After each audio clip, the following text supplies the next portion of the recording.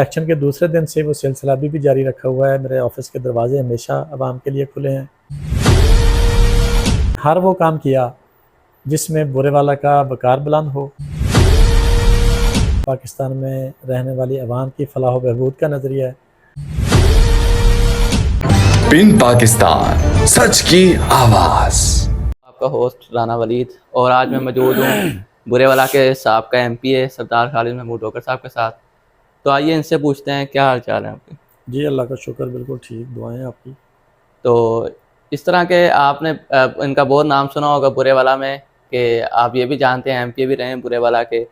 तो आज हम इनसे इनकी सियासी तारीख पूछते हैं कि इन्होंने कब यानी कि सियासत को ज्वाइन किया। मैंने प्रैक्टिकली तो 1998 में ज्वाइन किया बल्दियात के हवाले से। बल्दिया बुरेवाला का मैं 98 में काउंसलर मुंतखब हुआ था। तो ये सियासत को आपको ज्वाइन करने का कोई शौक़ था या फिर वैसे हादसती तौर पे? नहीं, मैं स्टूडेंट लाइफ में भी इसमें इन्वॉल्व रहा और हमारे तायाबू थे, वो चूँकि यूसी के चेयरमैन बने थे तब, कोई पुरानी बात है, तो मैं उनकी बातें सुन के बड़ा इंस्पायर था उनसे। तो फिर मैंने सोचा कि फैमिली में, तो मैंने अपने शौक़ से ये बात शुरू की थी कि लोगों की खिदमत की जाए और इसे नेक नीति से किया जाए। और इसके अलावा यानी कि आप पाकिस्तान मुस्लिम लीग नून के उम्मीदवार भी हैं, तो आपको मियाँ साहब के नज़रिए के अंदर ऐसी क्या ख़ास बात लगी कि आपने इसी को ज्वाइन किया? मियाँ साहब का जो नज़रिया है वो मैं समझता हूँ कि हमेशा जब से हमने होश संभाली है, वैसे तो हम बाय बर्थ मुस्लिम लीगी हैं, मगर जब से हमने होश संभाली है तब से देखा है कि मियाँ साहब का जो नज़रिया है वो हमेशा ही पाकिस्तान की और पाकिस्तान में रहने वाली आवाम की फलाह व बहबूद का नज़रिया है। हमेशा उन्होंने इस पाकिस्तान को तरक्की का ख्वाब दिया, हमेशा उन्होंने इस आवाम की फलाह के लिए मंसूबे बनाए और हमेशा उनके दौर में पाकिस्तान ने तरक्की की और पाकिस्तान का नाम वकार बुलंद हुआ। जब मैंने ये बहुत देखा है यानी कि लोग आपके अखलाक से बहुत मुतासिर हैं। वो कहते हैं जिनकी भी एक दफ़ा आपसे मुलाकात हुई है वो आपके अखलाक से बहुत ज़्यादा मुतासिर हुए। मैं ज़ाती तौर पे मैं बहुत मुतासिर हूँ, तो इसकी क्या वजह है? इसकी वजह ये है कि अल्लाह का शुक्र है, मैं मुसलमान घराने का एक फ़र्द हूँ और अल्लाह की रहमत है कि अल्लाह ताला ने अपने महबूब नबी पाक हज़रत मोहम्मद सल्लल्लाहु अलैहि वसल्लम के ज़रिए जो तालीमात हमें दी हैं, बतौर इंसान को दूसरे के काम आने के लिए हुक्म दिया गया है। तो जब अल्लाह के महबूब का ये हुक्म है, अल्लाह का हुक्म है, अल्लाह के महबूब का के ज़रिए हम तक ये पहुँचा है, तो हमें कोशिश करनी चाहिए कि हम दूसरे इंसान से अखलाक से पेश आएँ, अच्छा बर्ताव करें, ताकि इंसानियत जो है वो ज़िंदा रहे। तो इसके अलावा बुरेवाला की अवाम ने आपको 2018 के इलेक्शन में एमपीए सेलेक्ट किया। उसके बाद तकरीबन 5-6 साल तक आप अवाम की खिदमत में रहे। तो इस दफ़ा यानी कि हार जीत गेम का हिस्सा होती है, तो इस दफ़ा नहीं एमपी सेलेक्ट हुआ, क्या अब भी आपका यही रद्द-ए-अमल रहेगा अवाम के साथ? 2018 में अल्लाह के फ़ज़ल से अल्लाह ताला की ज़ात ने मुझे अपनी रहमत से और अपने इन दोस्तों के सदक़े, इनके ज़रिए जब एमपीए मुंतखब किया था, तो मैंने तब भी, गो के बदकिस्मती से हम अपोज़िशन में चले गए, मगर तब भी मैंने बुरेवाला के लिए, बुरेवाला की आवाम के लिए, जो भी उनकी रिस्पेक्ट में, उनकी इज़्ज़त में इज़ाफ़े के लिए, बुरेवाला की तरक्की के लिए जो भी आवाज़ बनती थी वो मैंने अपने वोट दिए हुए वोट की ताकत से वो आवाज़ असम्बलियों में उठाई और असम्बलियों में हम अपना हक़ मांगते रहे। और अल्लाह की रहमत से हमने हर वो काम किया जिसमें बुरेवाला का वकार बुलंद हो, बुरेवाला के में बसने वाले लोगों को वो सहूलतें मिलें जिससे आने वाली कल हमारी सिक्योर हो और बच्चों का मुस्तकबिल बेहतर हो। उसके अलावा मियाँ साहब बुरेवाला तशरीफ़ लेके आए थे 26 जनवरी को, तो वहाँ पर आपका जो उनको साथ मुतालबा था वो ये था कि बुरेवाला को ज़िला बनाया जाए। तो अब भी आप ऐवान में जाकर तो ये मुतालबा नहीं कर सकते, तो अब भी क्या आप ये आवाज़ उठाएँगे? मैंने बताया कि 2018 से जब अपोज़िशन में थे तो मैंने बेशुमार दफ़ा असम्बलीज़ में, ऐवान में ये आवाज़ उठाई, बल्कि बहुत सी आवाज़ें उठाई बुरेवाला के लिए, बेशुमार शोबों में आवाज़ें उठाई। मगर अल्लाह का शुक्र है कि अब गो के 2024 के इलेक्शन में हम हार गए हैं। हम अल्लाह ताला के रहमत से जो भी मतलब उसकी ज़ात का फ़ैसला है, हम उसे बड़े हौसले से और सब्र से मानते हैं।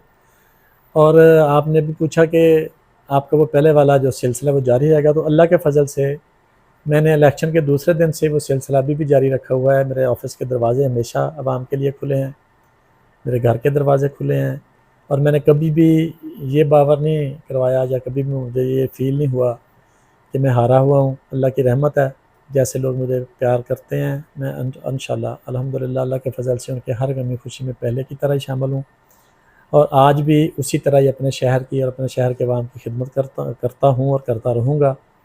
और रही बात, जब मियाँ साहब और मरियम नवाज़ साहब बुरेवाला तशरीफ़ लाए थे, तो लोगों की मोहब्बत से माशाल्लाह वो बहुत बड़ा और अच्छा जलसा हुआ था, तारीख़ी जलसा था बुरेवाला का। तो हमने वहाँ पे वो मुतालबा किया था जो बुरेवाला का हक़ बनता था।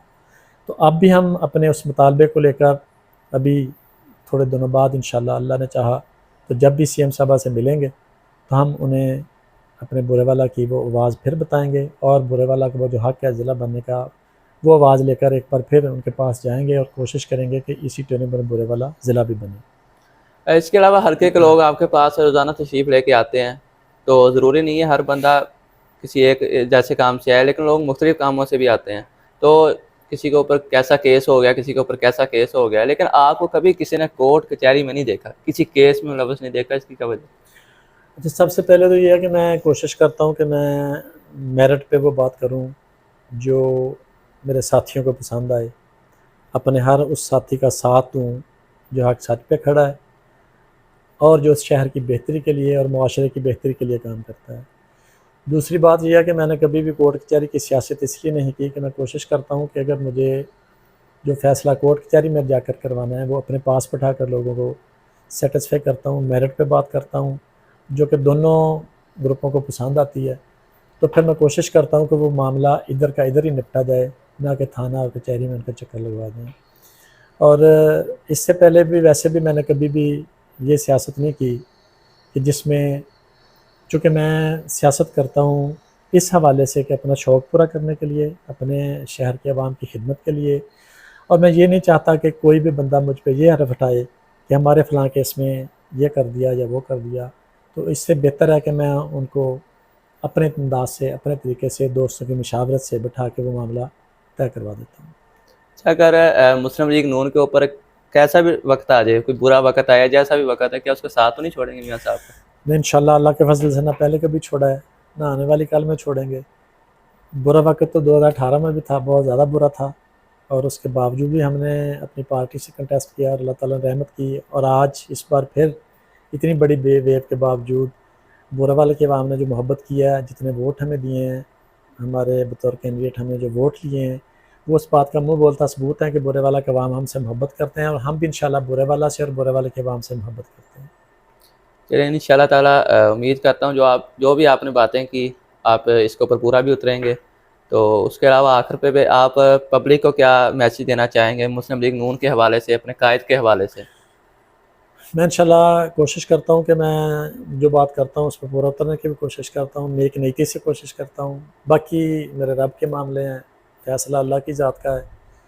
तो बुरेवाला के अवाम के लिए मैं यही मैसेज दूँगा कि वो बुरेवाला के अमन को, सुकून को और बुरेवाला की तरक्की को बहाल रखें, और बुरेवाला की तरक्की में भी हमारा साथ दें, और बुरेवाला के अमन और सुकून की बहाली में भी हमारा साथ दें, और अपने बच्चों के मुस्तकबिल की बेहतरी के लिए, अपने बच्चों के मुस्तकबिल को तलीमी मैदान में या कारोबारी मैदान में जहाँ भी उनको ज़रूरत पड़े, बतौर बुज़ुर्ग उन पे फ़ोकस करें और उनको पाकिस्तान का एक अच्छा शहरी बनाने में फ़ाल किरदार अदा करें।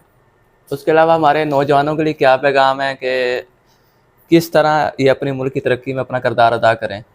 मैं चाहता हूँ कि हमारे मुल्क का जो नौजवान है, मैं बल्कि वो तो अक्सर ही मैं ये कहता हूँ कि यूथ विंग का हर जवान चलता फिरता पाकिस्तान, पाकिस्तान में नौजवान का जो किरदार है हमेशा से वो बड़ा कलीदी किरदार है। और मैं सिर्फ ये कहूँगा कि हमारे नौजवानों को ये चाहिए कि वो सुनी सुनाई बातों पे अमल ना करें।